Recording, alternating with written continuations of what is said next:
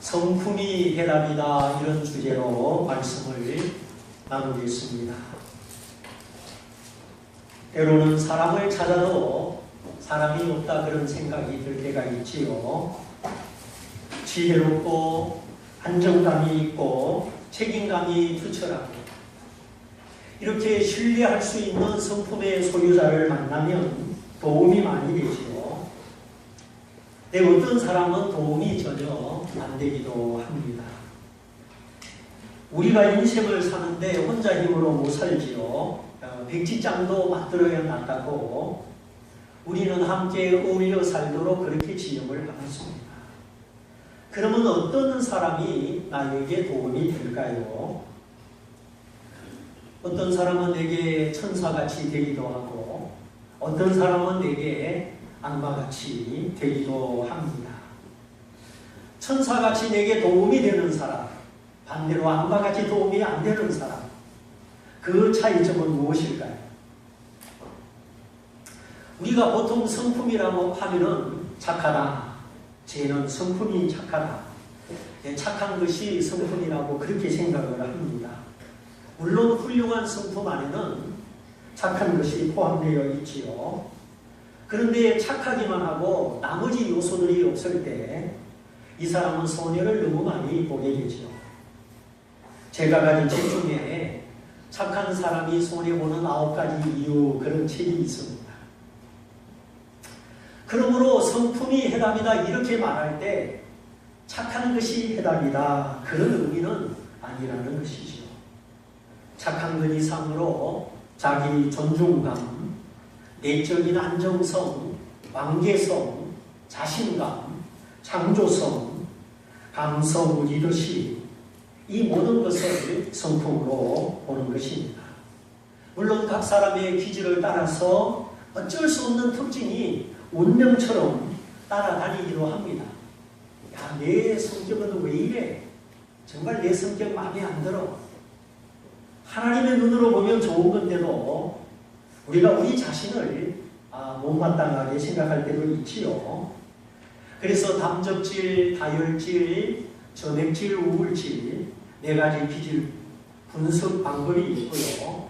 그리고 디스커 방식, MBTI 방식, 애니어그램 방식, 우리 며칠 전에 배웠던 도형 분석 방식, 사람의 기질과 특성을 표현해주는 다양한 도구들이 있습니다. 그렇다고 이런 것들이 사람을 이해하는 완벽한 도구는 될 수가 없습니다. 제가 믿는 바 사람은 하나님을 만날 때 가장 잘 이해가 됩니다. 사람은 육체와 영혼으로 결합된 존재이기 때문에 사람의 근원이 되는 하나님을 떠나서는 진정한 사람을 이해할 수가 없다는 것이죠. 나는 누구인지 우리가 날마다 고민하며 살아가는데 하나님을 만남으로 해결되는 것입니다. 그리고 사람이 가장 생기 있고 건강하게 살아갈 때가 언제입니까? 여러 어린아이들이 얼굴이 해맑고 늘 잘 웃는 모습으로 살아갑니다. 그것은 아이들이 사랑받기 때문이죠. 그런데 어린아이들도 학대를 받으면 그 얼굴에 빛이 아니라 그림자가 끼는 것을 보게 됩니다. 신혼부부들이 서로 손을 잡고 서로 기대고 얼굴이 환하지요. 그래서 사랑은 영혼을 깨어나게 하고 사람을 건강하게 만드는 최고의 묘약입니다. 내가 목숨을 다해서 사랑할 수 있는 사람을 찾는 것 최고의 축복이죠. 문제는 이 사랑이 인격에 속하였느냐 아니면 감정에 속하였느냐 그것인데, 감정에 속하는 사람은 호르몬의 영향을 받기 때문에 오래가지 않는다는 점입니다. 신혼대의 깨소금이 지금도 쏟아져야 되는데 어느 날 그때가 이제 안 쏟아져요. 어제는 병에 기름이 가득 찼는데 왜 오늘은 가득 차지 않을까? 언제 신혼이었느냐? 애기들은 삐약거리고 기저귀는 쌓여가고 그때쯤 되면 청소도 해달라, 설거지도 해달라, 이제 요구사항이 늘어납니다. 그러면 뭐 신랑님은 밖에서 놀다가 오느냐? 그건 아니거든요. 어디서 근무를 하든지 하는 일이 있고 눈치 보는 일이 있고 남자들 어깨도 무거운 짐이 있습니다. 그런데 요구와 요구가 부딪히고 서로 요구를 들어주지 못하고 섭섭하면 이제 자꾸 마음에 골이 생기기 시작하는 것이죠. 그래서 예비 커플들은 결혼 예비 학교를 꼭 가야 됩니다. 결혼의 의미와 목적이 무엇인지, 돈은 어떻게 관리하는 것인지, 실제적인 재테크 방법도 가르쳐주고, 왜냐하면 부부들이 하도 돈 때문에 싸우니까 하나님을 믿으면서도 돈 가지고 싸워요. 그래서 결혼 예비 학교를 가면 부부가 함께 어떻게 돈을 관리해야 되는지 실제적인 방법도 가르쳐줍니다. 그리고 자아상의 문제, 아빠가 무엇인지 엄마가 무엇인지 가장 중요한 내용을 가르쳐주지요. 그게 결혼의 기초예요. 이 기초가 있어야 가정이라고 하는 집이 지어지는 것입니다. 사실 집사람의 박사학위 논문이 결혼 예비학교입니다. 주제가 그거예요. 며칠 전에 신문에 보니까 혼수품을 준비하지 말고 결혼을 준비해라. 너무나 당연한 소리지만 오랜만에 좀 기특한 소리를 했더라고요. 결혼의 주체가 사람인데 행복의 주체도 사람인데 그냥 열쇠의 세계에 밀려가지고 사람 꼴이 말이 아닙니다. 집사람이 학위 논문으로 그런 논문을 썼지만은 그래도 제가 사위를 맞이할 때는 딱 한 가지 조건만 내세웠습니다. 모든 가능성은 사람 안에 있다. 사람이 건실하면 앞으로 무엇이든지 할 수 있다. 지금 깡통을 차도 그건 문제가 되지 않는다. 진짜 깡통을 차서가 아니라 사람을 보고 사람을 믿었지요. 그래서 하는 일이 뭔지, 월급을 얼마를 받는지 저는 일체 안 물어봤습니다. 그리고 두 사람이 시간 만들어서 불안로 결혼 예비학교에 가라. 그 한 가지 조건으로 다 허락을 했습니다. 그리고 갔다 와서 만족했나 봐요. 배운 걸 요약해가지고 우리 가정의 행복 10개명 1, 2, 3, 4 예쁜 종이에 써서 붙여놓고 그 결혼의 청사진 설계도를 아직도 마음에 간직하고 살아가는 그런 모습을 볼 수가 있습니다. 제가 총각 때 옛날 교회 다닐 때 전도사 때지요. 교회 목사님하고 교회 어떤 자매가 나 몰래 점심을 만든 겁니다. 야, 오늘 박자매 집에 점심 먹으러 간다. 이준호사도 같이 가자. 목사님이 그러시니까 그런 줄 알고 갔지요. 근데 나중에 알고 보니까 그게 아니에요. 저를 그 부모님에게, 자기 부모님에게 보여주고 싶어서 저를 몰래 이걸 꾸민 겁니다. 그 집이나 그 자매나 어떤 남자를 찾았느냐? 능력 있는 남자를 찾았대요. 저는 아무런 생각도 없었는데 자기들끼리 꾸민 겁니다. 하여튼 능력 있는 남자. 일이 잘 됐을까요? 안 됐을까요? 안 됐으니까 제가 평택에서 살죠. 안 그러면 지금 분당에서 살았을 텐데. 근데 그 분당 거기가 지옥입니다. 큰 눈이 높아가지고 거기가 보통 지옥이 아니에요. 근데 그 부모님은 참 건실하시고 형제 중에 목회자도 있고 아주 예수 잘 믿는 집안이에요. 얼마나 인격적으로 신앙적으로 나무랄 데가 없습니다. 그런데 결과적으로 그렇게 일을 꾸민 그 자매는 참 상냥하고 성실하고 신앙이 좋았죠. 문제는 그 자매가 8년 동안 어디서 근무를 했느냐? 조용기 목사님 비서실에서 8년을 근무한 자매예요. 조 목사님이 한국에서 제일 하는 목사님이 8년 동안 신임을 하고 데리고 있었다는 것은 이 보통 사람이 아니라는 것이죠. 조용기 목사님은요, 딱 출근하시면 기도하시고 매일같이 2시간 동안 일본어, 영어 어학 연습을 하신대요. 가끔 CT에서에서 조용히 목사님이 일본에서 설교하시는 모습을 들어보면 일본어가 얼마나 유창한지 영어는 두말할 것도 없고 그분의 이 의학 감각은 참 입술 모양도 그렇고 대단한 것 같아요. 아니 그렇게 진짜 능력 있는 목사님을 8년 동안 지켜봤으니 이 자매님 마음속에도 야 능력 있는 신랑을 찾아야 되겠다. 당연히 해볼 수 있는 생각이죠. 서당계 3년이면 부모를 넣고 식당계 3년이면 라면 끓인다는데 그 세계적인 목사님을 8년 동안 곁에서 지켜봤으니 그런 생각하는 건 무리가 아니죠. 근데 그분에 비하면 저는 진짜 능력이 없지요.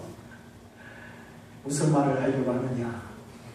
능력도 중요하지만 능력보다 더 중요한 것이 있는데 성품이라 하는 것입니다.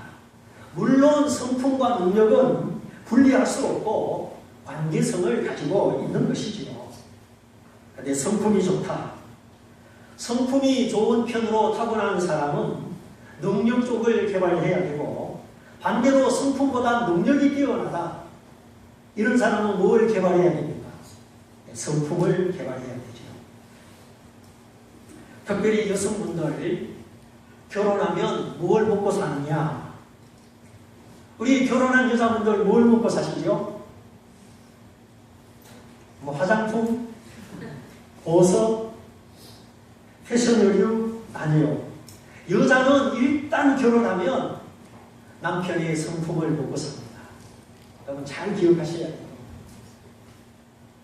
다른 것이 다 만족해도 남편의 성품에서 안정되지 못하면 여자는 항상 2%가 부족합니다. 남편의 성품이 그러니까 98%를 차지하는 겁니다. 가제는 개편이라 이만하는 게 아니라 정말 그렇습니다. 그래서 우리 여성들에게 정말 감사할 조건이 무엇인지 생각할 수 있는 기회를 드리는 겁니다. 내가 무엇 때문에 정말 감사해야 되는지. 여러분 바가지 그만 긁으시고 감사하셔야 돼요. 특별히 우리 미혼 여성들은 어떻게 기도해야 되고 어떤 점을 깊이 고려해야 되는지 우리 말씀을 드리는 겁니다. 60년대, 70년대 농촌의 젊은이들이 막 도시로 몰려올 때 부모님들이 막 소 팔고 논 팔고 장남 공부시키느라 이 장남이 잘 돼야 우리 집이 일어난다고 그럴 때가 있었죠. 그때는 똑똑하면 남보다 많이 배우면 잘 살 수 있는 시대였기 때문입니다. 지금도 스카이 하지만 그때는 훨씬 더 심했죠. 그런데 오늘 우리 사회의 실상을 보십시오. 경제 사업의 70%가 서울대 출신들이고 원자력 발전소에 불량부품 조달해가지고 원자력 발전의 거부감을 정복시킨 사람들이 서울대 출신 선후배들입니다. 서로 봐주고 조작하고 그들이 스크럼을 짜가지고 그런 일이 일어난 거예요. 이 얼마나 기막힌 일입니까? 돈 앞에 장사가 있습니까? 머리가 좋다고 성적만 뛰어나다고 이제는 그 한계가 드러났습니다. 그거는 개인의 행복도 아니고 우리 자녀들의 미래도 아니고 이 사회의 공익도 아닙니다. 성적순으로 판사, 검사, 변호사 그것도 진리는 아니죠. 판결은 하나님의 것이고 우림과 둔림은 여호와의 제사장의 가슴에 달린 것이라 판결을 잘하면 하나님께 영광이 되고 기쁨이 되지만 판결을 잘못하면 하나님의 공의를 어둡게 하는 일이기 때문에 하나님이 가만히 계시지 않습니다. 여러분 판결은 하나님의 것임을 기억해야 됩니다. 공평한 주는 하나님의 것이요 이 세상에 있는 모든 추돌들은 여호와의 것이라 하였습니다. 그러므로 누구를 판단하고 판결하는 것은 정말 신중한 일이요 기도 많이 해야 되는 일입니다. 율법으로 판단하는 것은 너무나 쉽지만 하나님의 복음으로 감사드리는 것은 내가 기도해야 되는 일이지요. 너희가 비판을 받지 아니하려거든 비판하지 마라. 네가 비판하는 그 일을 너도 행하고 있기 때문이다. 주님이 말씀하셨죠. 오늘 문제 많은 이 세상, 하나님의 진리와 긍휼과 진리가 아니면 해결되는 일이 없습니다. 그래서 특별히 우리가 억울하고 답답할 때 너희가 친히 원수 갚지 말고 원수 갚는 일이 내게 있으니 나 여호와께 있으니 진노하심에 맡겨라. 너희는 악에게 지지 말고 선으로 악을 이겨라. 분노나 복수심이나 증오심, 이거는 당해보지 않으면 모릅니다.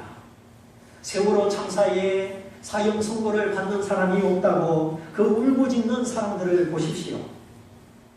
아무리 정당한 복수심이라고 하더라도 복수심 그 자체는 선한 것이 아니죠. 분노를 잠잠케 할 수 있는 성품, 그 마음의 억울함을 하나님께 맡김으로 악이 아니라 선으로 이길 수 있는 성품, 이런 성품의 바탕에는 주님의 십자가가 있기 때문입니다. 우리가 상식으로 살면 좋고 법대로 살면 좋은데 그렇게 살기가 쉽지가 않습니다. 이 세상의 부정부패가 눈에 뻔히 보이는데 어떻게 법으로 살 수가 있을지. 법 자체는 선한 것이지만 인간의 탐욕으로 말미암아 검력이 법보다 위에 있으니 어떻게 우리가 상식으로 살고 법으로 살 수 있습니까? 그래서 우리는 하나님의 법으로, 십자가의 법으로, 십자가의 보가 아니면 하나님의 자녀들은 이 세상을 하루도 살아갈 수가 없는 것입니다. 사랑하는 성도 여러분, 하나님을 믿는다는 것은 하나님의 평가를 믿고 기다린다 하는 뜻입니다. 하나님이 다 밝혀주실 것을 믿는 믿음으로 하나님을 신뢰하고 기다리는 것이 성도의 삶이에요. 이 땅에는 다 밝혀지지 않습니다. 그래서 하나님이 웃으면서 나를 맞이해 주시고 큰 기쁨과 영광으로 영접해 주실 것을 믿고 하나님을 기다리는 것이 신앙입니다. 성도의 신앙 양심에 살아계신 하나님, 그 하나님의 평가가 있기 때문에 우리가 불의한 세상 속에서 의를 행하고 이 어두운 세상 속에서 여전히 빛을 발하며 살아가는 것입니다. 하나님을 힘입어 용기를 내시고 하나님을 신뢰하여 날마다 승리하시기를 축원합니다. 그러므로 이 세상이 나를 버려도 우리가 이 세상에서 때로는 궁핍하고 가난한 모습으로 살아가더라도 우리가 기쁘게 찬송하며 살아가야 되는 이유는 영광의 주님이, 우리 아버지 하나님이 계시기 때문입니다. 오늘 부른 찬송처럼 너희 마음에 슬픔이 가득 차도 기쁨으로 십자가를 지고 가라. 슬픈 마음이 위로를 받으리라.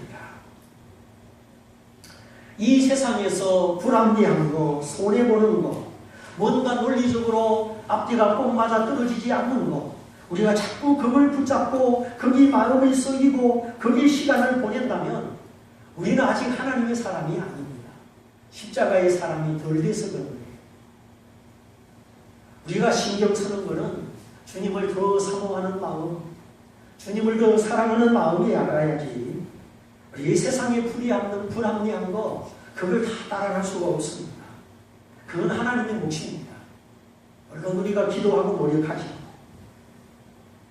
십자가는 내게 의가 없고 내게 선한 것이 없고 어떤 소망도 가질 수 없음을 깨닫는 부서진 마음, 깨어진 영혼, 산산조각이 난 자아, 주님이 찾으시는 제사는 상한 심령이라 주께서 상하고 통회하는 마음을 멸시치 아니하시리이다. 바로 거기에 주님의 십자가가 내 십자가가 되는 것입니다. 여러분, 십자가를 칠 때만이 하나님의 평강이, 하나님의 성령이 함께 하셔요. 십자가는 무거운 짐이 아닙니다. 하나님의 자녀가 영광의 소망을 가지고 이 세상에서 승리할 수 있는 하나님의 능력으로 주님이 우리에게 십자가를 주셨어요. 십자가는 두 가지가 있습니다. 이 말씀을 오늘 잘 한번 들어보세요. 첫 번째 십자가는 대신 죽는 십자가입니다. 대신 속죄해주는 십자가예요. 또 하나는 함께 죽는 십자가가 있습니다. 로마서에 율법 외에 죄인을 살릴 수 있는 한 새로운 법이 주어졌는데 믿음의 법이라 하셨지요.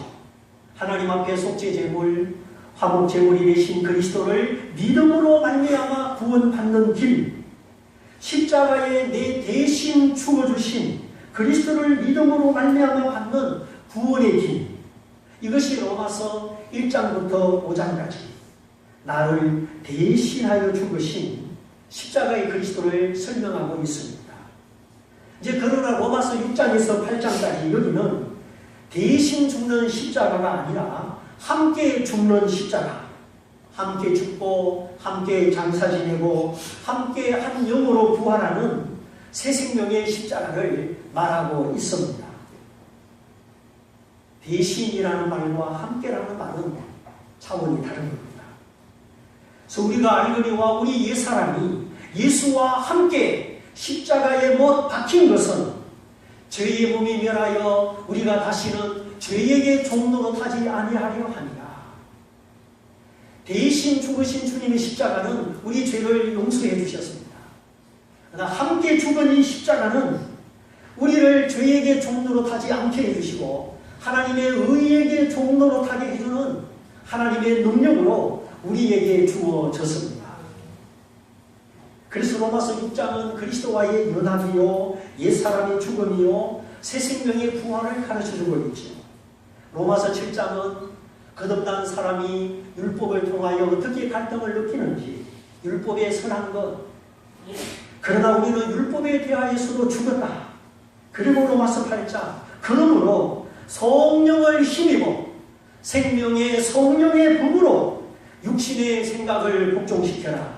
너 자신의 의사와 의향을 하나님께 복종시켜라. 너희가 육신대로 살면 반드시 죽을 것이로되 영으로서 그 몸의 행실을 죽이며 살리라. 물론 하나님의 영으로 인도함을 받는 그들은 곧 하나님의 아들이다. 우리 예수 믿으면 죄사함 받고 하나님의 자녀가 되죠. 그러나 십자가에 내가 죽고 성령으로 연합하면 우리가 하나님을 닮은 하나님의 아들이 되는 겁니다. 그래서 우리의 믿음의 결론은 성령님과의 연합입니다. 늘 성령님이 주시는 생각으로 그 마음으로 그 지혜로 살아가는 거죠. 우리가 장차 그리스도의 영광을 보겠지만은 이 땅에서 죄가 많고 고난이 많은 이 땅에서 성도의 믿음의 결론은 성령님과의 연합이요 성령님과의 친밀함입니다. 다른 것은 우리의 능력이 아닙니다. 그러므로 우리 하나님의 자녀들에게 대신 죽으신 십자가, 피 흘리신 십자가만 있는 것이 아니라 날마다 옛사람에 대하여 죽고 하나님을 향하여 응답하고 하나님을 향하여 대답하고 살아가야 되는 이 연합된 십자가, 이 십자가를 지고 살아가야 되는 것입니다. 그래서 고린도후서 4장, 예수 죽인 십자가를 지고 갈 때 예수 생명이 이 몸에도 나타난다 하셨습니다. 예수님의 생명이 내 모든 육체와 욕망을 통제한다는 뜻이죠. 빌립보 3장, 내가 어찌하든지 죽은 자 가운데서 부활에 이르려 하노라. 나는 이미 이루었담도 아니고 잡았담도 아니고 어찌하든지 죽음을 통과하여 그리스도의 부활에 이르려 하노라. 여기 부활은 예수 재림 때의 부활이 아니지요.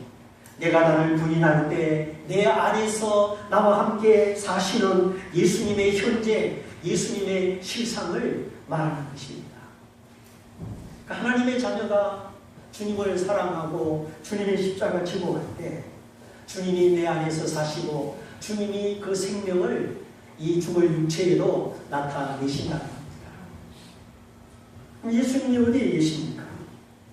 자기 부인이 없는 곳에는 예수님의 생명, 예수님의 부활이 역사하지 않습니다. 갈라디아 2장 20절 내가 그리스도와 함께 대신이 아니에요. 내가 그리스도와 함께 십자가에 못 박혔나니 이제는 내가 주인 되어 내 마음대로 살아가는 것이 아니요 오직 내 안에 그리스도께서 사신 것이다. 주님이 나를 점령하시고 주님이 나를 주장하셔서 주님 되어 살아가시는 삶이시다.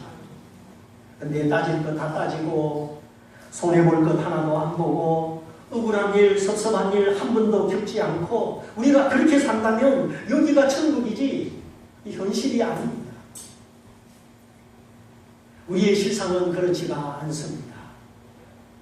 그러나 그럼에도 불구하고 그렇지 아니한 진짜 우리의 나라, 하나님의 나라가 기다리고 있기 때문에 그리스도를 모시고 그리스도와 함께 우리가 이 현실을 살아가는 것입니다. 그리스도와 함께 참으면 또한 그리스도와 함께 왕노릇할 것이요 사람은 오래 참고 모든 것을 참으며 모든 것을 바라며 모든 것을 믿으며 사람은 모든 것을 견디느니라.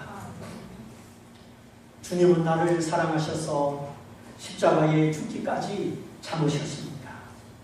목적이 있는 참으심이요 앞에 있는 영광을 바라보고 부끄러움을 개의치 아니한 참으심이었습니다.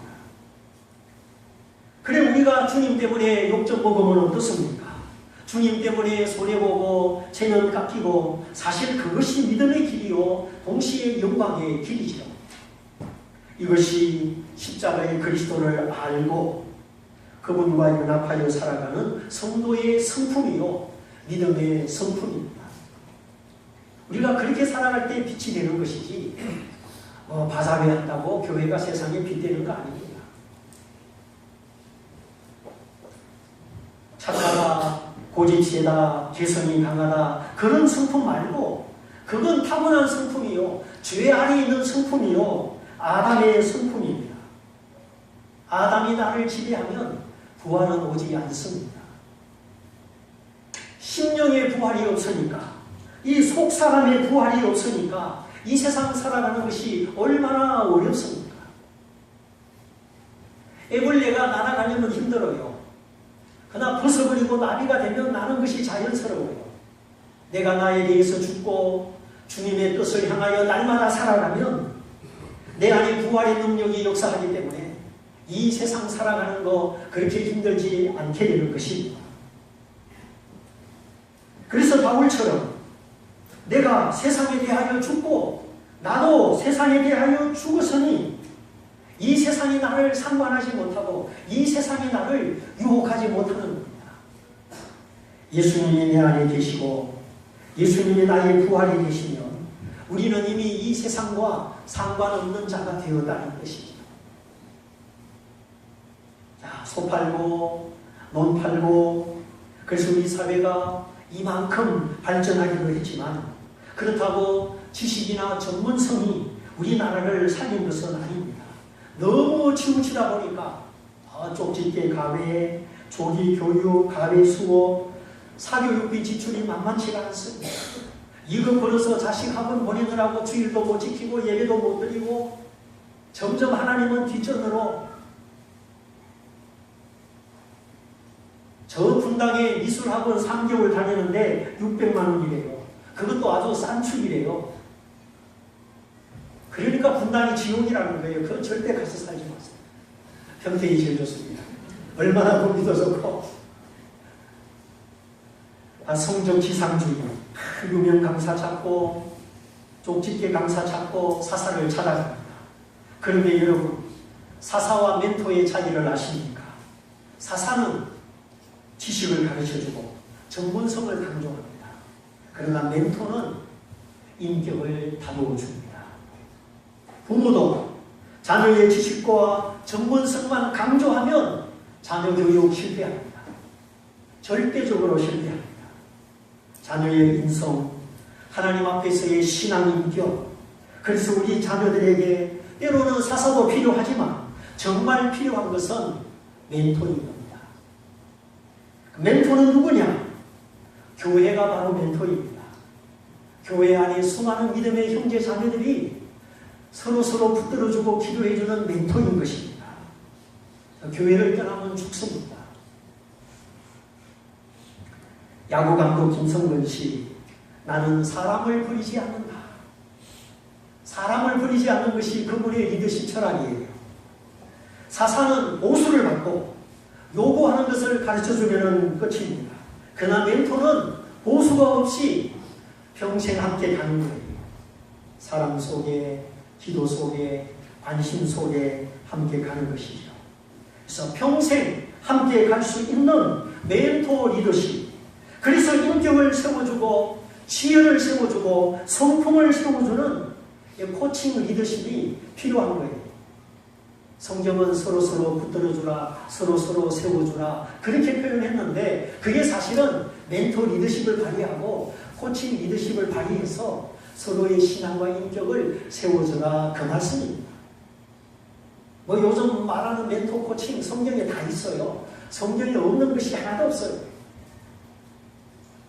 그래서 우리 교회에도 청년부 모임이 필요합니다. 정말 저는 우리 교회 청년들에게, 젊은이들에게 멘토가 되어주고 싶습니다. 3년 반 동안 예수님의 제자 훈련, 그게 바로 멘토 제자 훈련이죠. 기술은 몇 개월 만에 습득할 수 있습니다. 어떤 사람은 자격증이 24개예요. 자격증만 평생 따셨나 봐. 그런데 이 성품은 몇 개월 만에 습득이 안 됩니다. 성품은 죽을 때까지 함께 살고 함께 가고 그래서 인격이 부딪히고 인격이 교환될 때 생기는 겁니다. 의류 가방만 반품시키지 말고 이제 아담의 본성도 십자가 밑에 반품시키고 예수의 생명으로 예수의 성품으로 교환되어야 되는 것입니다. 그래서 하나님은 사람을 다루시죠. 하나님은 우리의 영혼의 코치이십니다. 얼마나 섬세하고 얼마나 정확하고 얼마나 그 생각이 높으신지. 하나님은 요셉이 이집트에 팔리고 감옥에 갇히고 눈도 깜짝하지 않으셨습니다. 오히려 그 속에서 요셉이 당하는 시련과 고난 속에서 요셉을 만들어가고 계셨습니다. 오늘 읽은 말씀 바로 앞에 창세기 44장 요셉의 언전 사건에 이어서 나오는 말씀이 오늘 말씀이죠. 자기 동생 베냐민의 복속 자루 속에 이집트 총리의 개인용품 언장을 일부러 집어넣습니다. 요셉이 꾸며낸 함정이죠. 여러분, 왜 요셉이 그런 행동을 하였을까요? 왜 사랑하는 동생 베냐민을 도둑으로 만들어서 베냐민을 공경에 맞들였을까요? 베냐민은 아버지 야곱이 사랑하는 아들이요. 나이 많은 아버지의 생명과 직결되어 있는 이번 곡물 구입 여행에서 가장 중요한 인물이 베냐민입니다. 근데 베냐민이 지금 꼼짝없이 도둑으로 몰려서 이제 아주 이집트를 떠날 수 없는 그런 지금 상황이 지금 되었습니다. 요셉이 자기 동생 베냐민을 자기 앞에 오게 했지요. 그리고 요셉이 이 모든 일을 다 꾸몄습니다. 22년 전에는 형들이 나를 팔았는데 이제 내 동생 베냐민이 공경에 처한 이 상황, 형들이 어떻게 반응할까? 또다시 베냐민을 버리고 자기들만 살 길을 찾아갈까?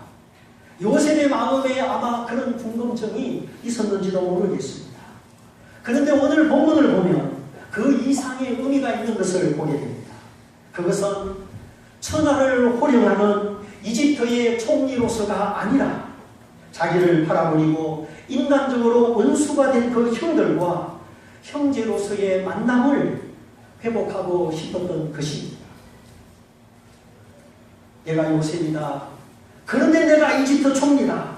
그러니 형들이여 알아서 모셔라. 그런 차원이 아니라 고난 속에 내 인생의 멘토가 되어주시고 내게 그 꿈을 이루어주신 하나님을 찬양하고 하나님을 드러내고 하나님이 하신 놀라운 이 구원의 섭리를 형들에게 말해주고 싶어서 요셉은 어떻게 하면 이 하나님이 하신 일을 형제들에게 말해줄 수 있을까?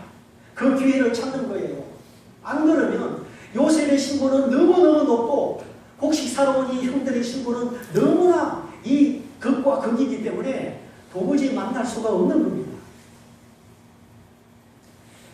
요셉은 어떻게 하면 형들에게 자연스럽게 자신을 알리고 형제로서의 모든 상처를 씻어버리고 만남을 회복할까? 그 마음을 가지고 처음 곡식사로 왔을 때부터 너희 아버지가 살아계시냐? 너희 형제들은 어떠하냐? 그렇다면 너희 막내 동생 데려오라. 안 그러면 너희는 간첩이다. 이렇게 막 일부러 요셉이 자기 형제들을 궁지로 몰아간 것입니다. 그리고 마지막 사건, 바로 은장 사건이죠. 베냐민의 곡식 자루 속에 몰래 은장을 집어넣잖아요. 형제들이 야 곡식 잘 샀다 이제 집에 가자. 기분 좋게 집에 가는데 갑자기 요셉의 관리가 뒤따라와서 은장을 내놔라. 너희 중에 은장이 있다. 그럴 일이 없습니다. 그런데 풀어보니 글쎄 맨 마지막에 베냐민의 자루 속에 요셉의 은장이 딱 나오는 거예요. 이집트 총리의 은장을 훔쳐간 도둑이 된 겁니다. 베냐민이. 옷을 찢고 줄줄이 요셉 앞에 돌아와서 설명을 하죠.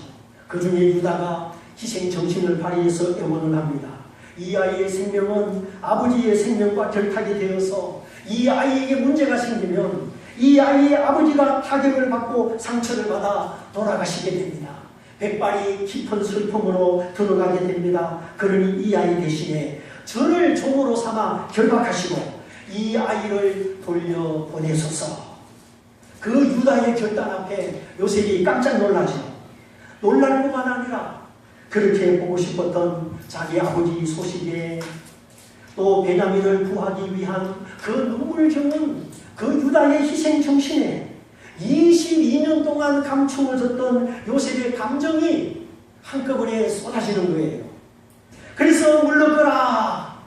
시종들은 애국 사람을 다 물러가게 하고 요셉이 얼마나 큰 소리로 울었는지 방성대곡하였더라. 주변에 이집트 사람들이 그 소리를 다 듣고 바로의 궁전의 신하들까지 요셉의 울음소리를 다 듣는 겁니다. 요셉이 실컷 울고 나는 요셉입니다. 드디어 자기가 요셉임을 밝힙니다. 그리고 가까이 오소서. 형제들 자기 얼굴 가까이 부르지요. 22년이 지났어도 총리의 복장을 하였어도 가까이 자기가 요셉임을 알리고 싶은 겁니다. 그런데 문제는 이제 형들의 입장, 형들의 처지입니다. 22년 전에 요셉을 시기하고 우물 구덩이에 던지고 지나가는 상인에게 팔아버리고 아버지를 속였는데 그렇게 천대했던 그 동생이 지금 천하를 호령하는 총리로 자기 눈앞에 서 있습니다. 얼마나 놀랐겠습니까? 얼마나 두려웠겠습니까? 요셉의 말 한마디에 이들이 다 죽을 수도 있습니다. 그런 상황에 요셉이 말하죠. 당신들이 나를 애굽에 팔았기 때문에 근심하지 마소서, 한탄하지 마소서. 나는 복수할 마음이 조금도 없습니다. 당신들이 나를 판 것이 아니오. 이 기근의 때에 하나님이 우리를 구원하시려고 하나님이 나를 앞서 보내셨습니다. 하나님이 계속 하나님을 고백하고 있는 거예요. 한해 미친 사람은 당신이 나를 팔았지 이렇게 하지만 믿음의 사람은, 연단된 슬픔의 사람은 사람을 말하지 않고 하나님이 이렇게 하나님을 고백하는 것입니다. 자기 인생을 한탄과 후회와 상처로 보는 것이 아니라 하나님의 은혜요 나를 빚어 만드신 하나님의 손길임을 고백하는 이 요셉의 신앙 성품을 보게 되는 겁니다. 해답은 성품에 있습니다. 재주나 원한이나 복수심에 있지 않습니다. 때로는 사람이, 세상이 나를 억울하게 하려고 그 속에도 하나님이 나를 빚어 만드시는 선한 의도가 있음을 믿고 오늘 요셉처럼 형들을 원망하며 복수하는 것이 아니라 하나님의 은혜 속에 하나님을 고백하고 자기 형들을 애굽의 총리로 복수할 수 있는 자로 만나는 것이 아니라 형제로 다시 만나는, 자신의 삶에 하나님을 수용하고 자기를 괴롭힌 모든 사람도 수용하는 요셉의 신앙, 요셉의 성품처럼 우리 모두 하나님의 은혜 속에 자신을 발견하는 이 축복이 있으시기를 주님의 이름으로 축원드립니다. 우리 다 같이 말씀을 붙잡고 기도하겠습니다. 주님의 눈으로 나를 보기 원하며 나를 더 알기 원합니다. 주여 주의 성품 주여 날마다 다듬어 주시고 제가 주님 앞에 순종하겠습니다. 우리 다 같이 말씀을 붙잡고 기도하겠습니다.